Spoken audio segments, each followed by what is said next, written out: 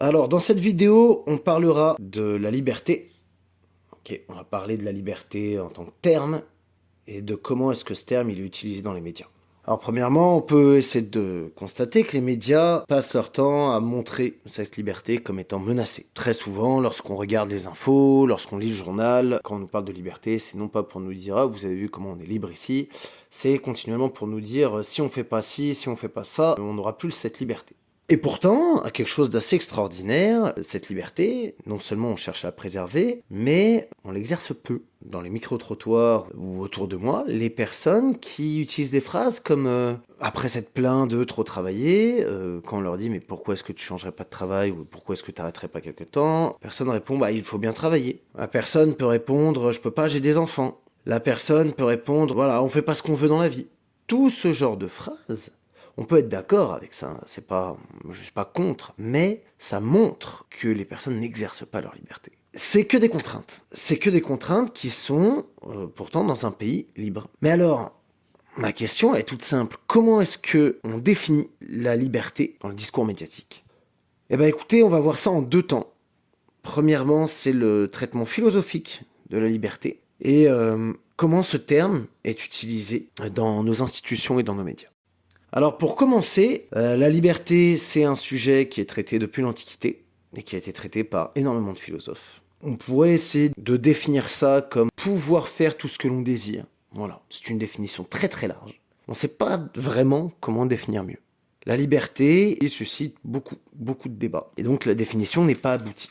Le libéralisme ou la doctrine libérale, c'est une doctrine qui repose sur la responsabilité et la liberté individuelle. Elle repose sur le droit inaliénable de l'homme.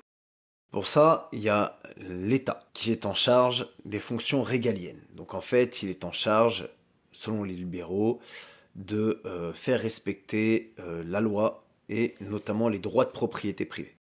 Alors pourquoi les droits de propriété privée? Parce que chacun doit avoir toute liberté d'utiliser comme il l'entend les biens qu'il possède. La définition large de la liberté pour les libéraux, la liberté est de faire tout ce qui ne nuit pas à autrui.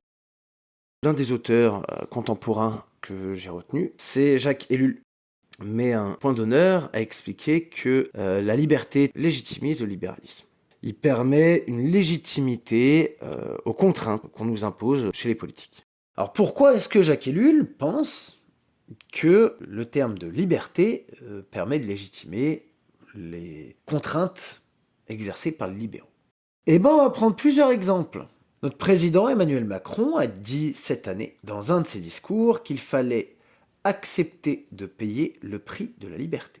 Mais alors, moi ce que je ne comprends pas, c'est cette liberté. On a vu juste avant que les libéraux prônaient cette liberté comme un droit inaliénable.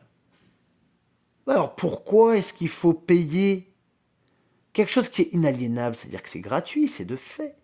Pourquoi est-ce qu'il faudrait payer pour cette liberté? Payer le prix. Et surtout, si on n'accepte pas de payer le prix, qu'est-ce qui se passe? On nous retire les droits inaliénables. Donc, c'est plus inaliénable. Il y a bien quelque chose qui ne va pas.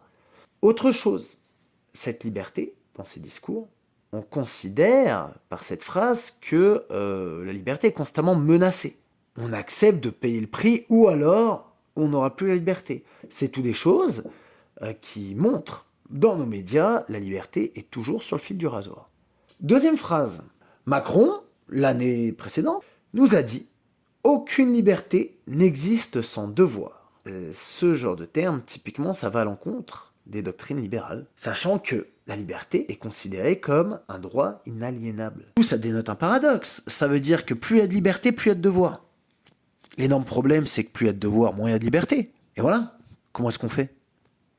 Donc là, c'est clairement le serpent qui se mord la queue. Mais la solution de ce paradoxe, il est tout simple. Le terme liberté, dans ce cas-là, il n'est pas défini clairement. Il n'est pas défini clairement. Aucune liberté n'existe sans devoir, on ne sait pas de quoi il s'agit quand il parle de liberté. C'est utilisé comme un moyen de susciter un intérêt politique. Voilà. C'est utilisé comme un moyen de faire peur. Avec quelque chose de très positif qu'on appelle la liberté, même si on ne sait pas trop ce qu'il y a dedans, c'est toujours positif, le terme liberté. Et avec quelque chose de négatif, ou en tout cas quelque chose qui appelle à la responsabilité, qui est le devoir. C'est bien dans nos institutions, et notamment à l'école, où est-ce qu'on s'aperçoit que ce discours il est le plus flagrant. L'école nous présente toujours la liberté comme nécessitant un effort. Quand on est à l'école, si jamais on dépasse ses limites et que du coup on se permet des libertés auxquelles on n'a pas le droit, ok, il y a punition. Voilà, si moi je sèche les cours, il y a punition. Au-delà de l'école, sur le marché du travail, on considère que la liberté se mérite. Quelqu'un qui ne travaillerait pas, il n'aurait pas d'argent pour être libre. Donc, vous comprenez qu'il y a clairement un paradoxe entre ce qu'on appelle la liberté chez les libéraux, qui serait un droit inaliénable, un état de fait, et la mise en application, qui est une liberté avec devoir, une liberté avec contrainte, et une liberté qui est différente selon si la personne a plus ou moins d'argent.